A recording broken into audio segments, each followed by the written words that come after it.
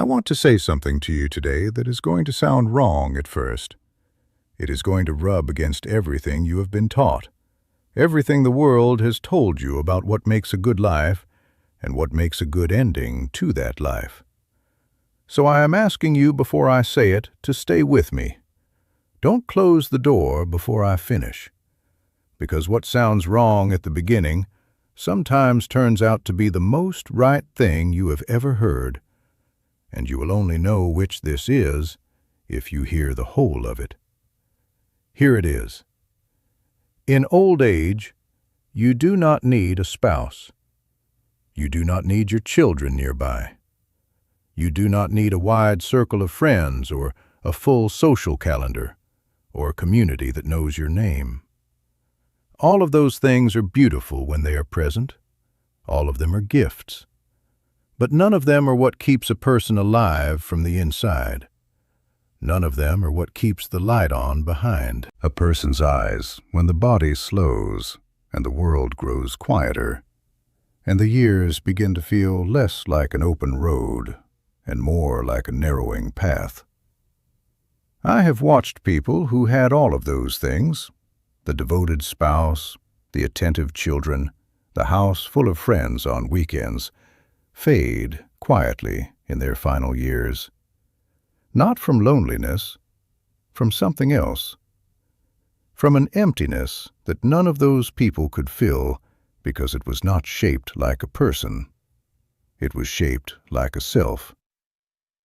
And I have watched people who had none of those things, who were widowed and estranged and largely alone, burn with a brightness that made you want to sit near them the way you want to sit near a fire in winter, just to feel what they had found. What they had found was not a person. It was something inside themselves that no person can give you and no person can take away. Today I am going to tell you what it is. 5 things. Not people, not circumstances, not anything that depends on someone else choosing to stay. 5 things that live entirely inside you and are available to you starting today, regardless of who is or is not in your life. The first thing you need in old age is a relationship with silence. Not the silence of loneliness. Not the silence that presses against the walls of an empty house like something waiting to get in.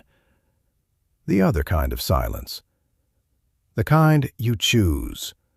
The kind you walk into on purpose the way you walk into a river, slowly, knowing it will be cold, and staying anyway because of what it does to you once you stop flinching. Most people spend their entire lives filling silence. They turn on the television the moment they walk through the door, not because they want to watch anything, but because they cannot bear the sound of the quiet. They make phone calls they don't need to make.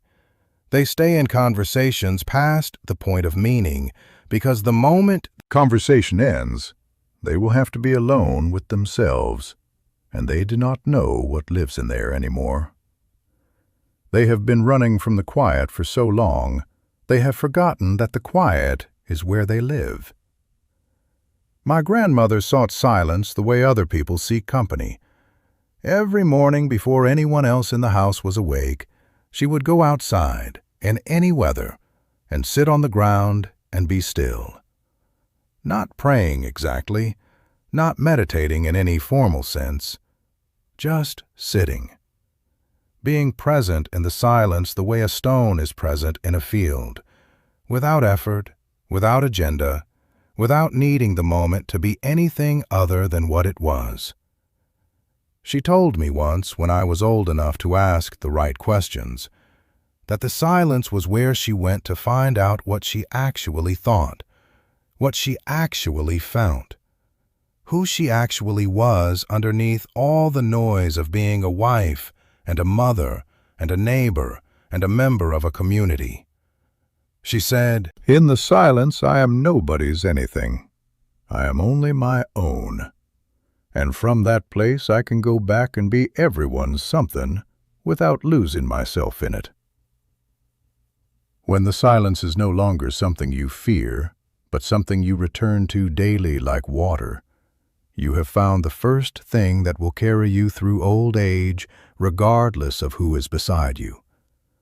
Learn to sit in the quiet without filling it. Learn to be alone in a room without making the room smaller by escaping into noise. The silence is not empty. It is full of you, and you deserve to finally meet what lives there. The second thing you need is a body of knowledge that belongs only to you. Not credentials, not degrees, not anything the world officially recognized or rewarded. I mean the private accumulation of everything you have learned from your specific life.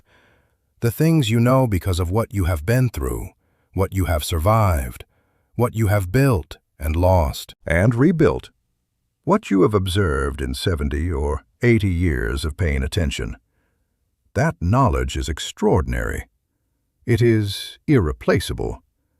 It exists nowhere else on earth in exactly the form it exists inside you. And most people in old age are sitting on that treasure as if it were ordinary, as if the things they know are so common they are not worth mentioning, as if the lessons their life taught them are obvious to everyone and therefore worth saying to no one. They are not obvious. They are rare.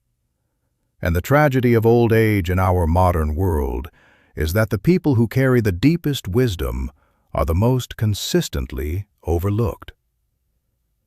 I knew a man named Elias who had spent 40 years working the land. He had never gone to university. He had never written a book or given a speech or been recognized by any institution for knowing anything. But Elias knew things about soil and weather and the behavior of animals, and the patterns of seasons that no textbook held because they had been learned in the field, in the body, across decades of direct experience. He knew things about loss and patience and the way grief changes a person over time, and what people need when they are suffering that most therapists charge money to approximate. After his wife passed and his children moved away and the farm was sold, Elias believed, genuinely believed, that nothing he knew mattered anymore, that his knowledge had died with the life it belonged to. His granddaughter brought him a journal, a simple one, and asked him to write down everything he knew, not for publication, not for anyone else, just to write it down. Elias resisted for months.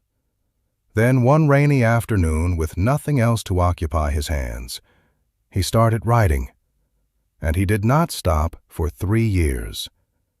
He filled 11 journals with everything he knew, observations about people and land and weather and grief and joy, and the particular quality of light on a winter morning, and what it means to love something so long it becomes part of your body, and what happens when you lose it.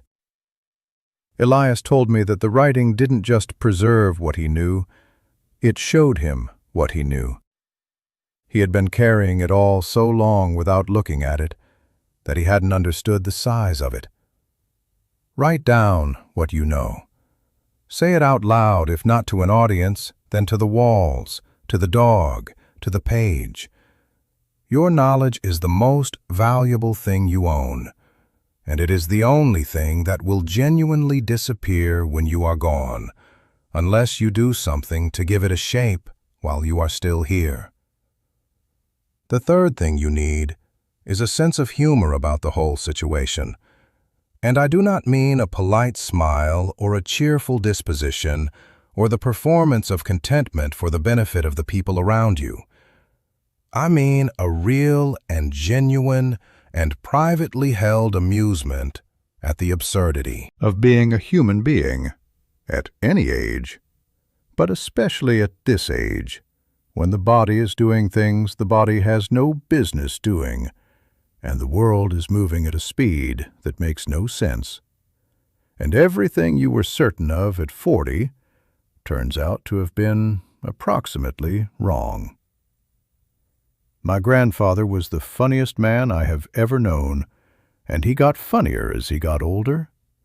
Not with jokes, with perspective. He had a way of looking at the most difficult circumstances of his life and finding inside them something so specifically ridiculous that you had no choice but to laugh. Not to diminish the difficulty, to survive it. He used to say, "If you cannot laugh at the thing that is happening to you, the thing that is happening to you will eat you alive. But if you can find the part of it that is absurd, and there is always a part that is absurd, you can eat it first." I knew a woman named Harriet who was diagnosed at 77 with a serious illness and given a prognosis that left very little room for optimism. And Harriet did something nobody in her family expected. She laughed. Not hysterically, not in denial. She laughed the way a person laughs when the thing that happens is so outrageously on the nose that the universe itself seems to be making a point with a heavy hand. She said, "I spent my whole life being careful, and I still ended up here. I should have had the cake." And then she had the cake. She had the cake every day for the time she had remaining. She called people she hadn't spoken to in years and told them things she should have said decades ago, and laughed at how long it had taken her to get around to it. She took a trip she had been postponing for 15 years and sent back a photograph of herself grinning on a beach with her shoes off and the caption, "Still here, currently eating cake." Harriet's illness did not become less serious because she laughed at the edges of it. But Harriet became more herself, more present, more alive in the time she had than she had been in years of healthy, careful, guarded living. A sense of humor in old age is not a coping mechanism. It is a form of wisdom. It is the recognition that you have made it to a stage of life that very few organisms in the history of this planet have ever reached, and that something about that, even in its difficulty, is worth finding funny.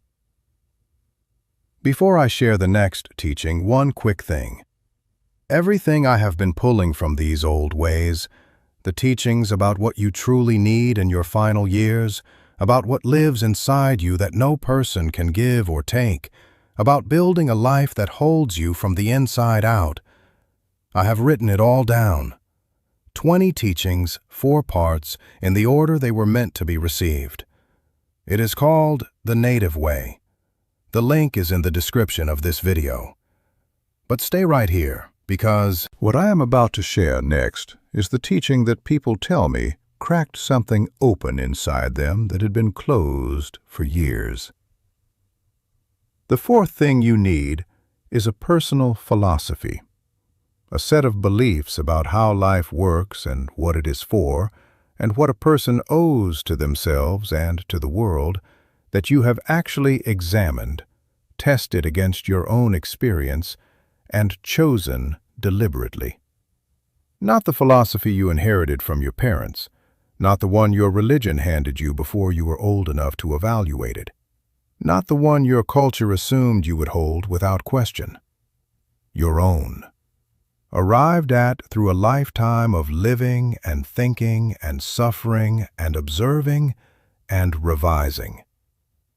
Most people go through their entire lives borrowing other people's philosophies the way they borrow umbrellas, without ever sitting down to think through what they actually believe about the nature of things. And when the hard moments come, when the body fails and the people leave, and the quiet becomes the only constant, a borrowed philosophy cracks. It was never built for your life. It was built for someone else's. My grandfather spent the last decade of his life returning to questions he had first asked as a young man and finding entirely different answers. Not because the questions had changed, but because he had. He had lived enough by then to know which answers had been given to him and which he had actually earned. He used to sit with me in the evenings when the light went gold and the air smelled of wood and dry grass, and he would say, "Ask me something real." And I would ask him things the way only a young person can, with genuine and slightly reckless curiosity. And he would answer slowly, carefully, from somewhere deep in himself that you could feel even before the words came. He didn't always answer with certainty. Sometimes he answered with, "I don't know, and I've stopped pretending I do." And that, he told me, was also a part of his philosophy, the part he was most proud of, the willingness to hold uncertainty without it becoming fear.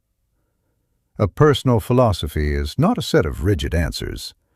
It is a way of asking, a way of standing in front of what life hands you and responding from a place that is yours, not borrowed, not inherited, not performed, yours. If you do not have one, it is not too late to build one. In fact, this is the perfect time. You have more raw material than you have ever had. You have your whole life as evidence. Sit down with it. Ask the real questions. Stay with them until the answers that come are answers you actually earned.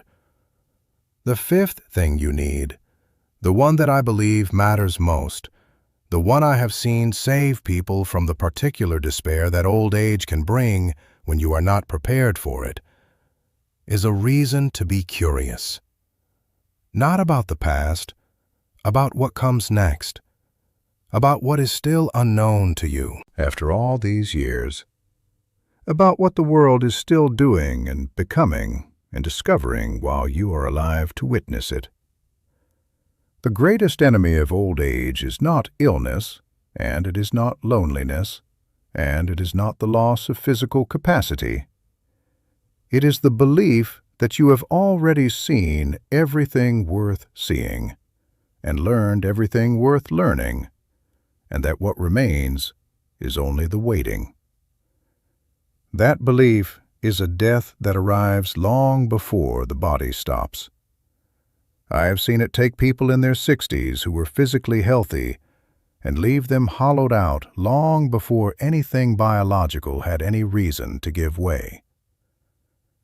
I knew a woman named Clara who at 73 decided she wanted to understand how stars are formed, not because she intended to become an astronomer, not because it was practical or useful or connected to anything in her daily life, because she was curious. Because she had read one sentence in a magazine while waiting at a doctor's office, something about the inside of a dying star being the origin of the iron in human blood. And it had stopped her cold in a waiting room chair and made her feel for a moment that the universe was larger and stranger and more intimately connected to her body than she had ever considered. She got a library card, her first in 40 years. She started with one book about stars and followed the thread wherever it led her, into physics, into history, into mythology, into the stories every culture on Earth has built around the night sky, including the stories her own grandparents had told that she had half forgotten. 2 years later, Clara was running an informal gathering in her living room every Thursday evening, where neighbors of all ages came to talk about the things they were curious about. The oldest person in the room was 86. The youngest was 9. And Clara told me that those Thursday evenings, which had grown from a single sentence read in a waiting room, were the most alive she had felt since her children were small. Not because she had found company, though she had, because she had found something to be genuinely, hungrily, unapologetically curious about. And that curiosity had made every day between Thursdays worth getting through, because she was always moving towards something she did not yet know. Curiosity is the one appetite that never requires another person to feed it. It lives in you. It is available at any hour of any day, regardless of who is home and who has called and who has not. It is the part of you that is still young in every sense that matters, still reaching, still leaning forward, still finding the world more interesting than it has any right to be after all this time. Feed it. Follow it into places you have no practical reason to go. Let it make you the oldest beginner in the room, and be proud of that. Beginners are the people who are still arriving somewhere. And still arriving somewhere, at any age, is the definition of being alive. 5 things. A relationship with silence. A body of knowledge that belongs only to you. A sense of humor about the whole glorious absurdity of it. A personal philosophy you actually earned. And a reason to be curious about what you do not yet know.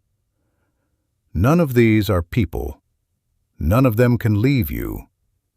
None of them depend on anyone choosing you or staying or calling on the right days or showing up when you need them to.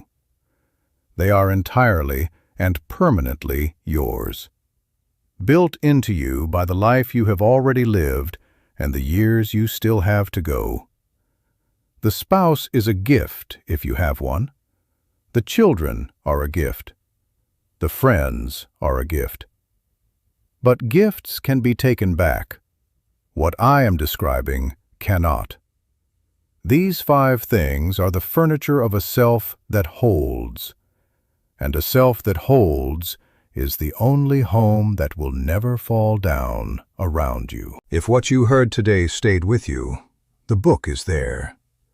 The Native Way, 20 teachings, 100 pages, written the way I would speak to you if we were sitting together at the end of a long day with nothing left to pretend. The link is in the description. Read 1 chapter. Sit with it. Now I want to hear from you. Tell me in the comments which of these 5 things you already have, and which one you realize today that you have been living without. I read every comment. And if this is the kind of conversation you have been looking for, subscribe to this channel. We are not collecting viewers here. We are collecting people who remember. Come back next week. I am not done teaching.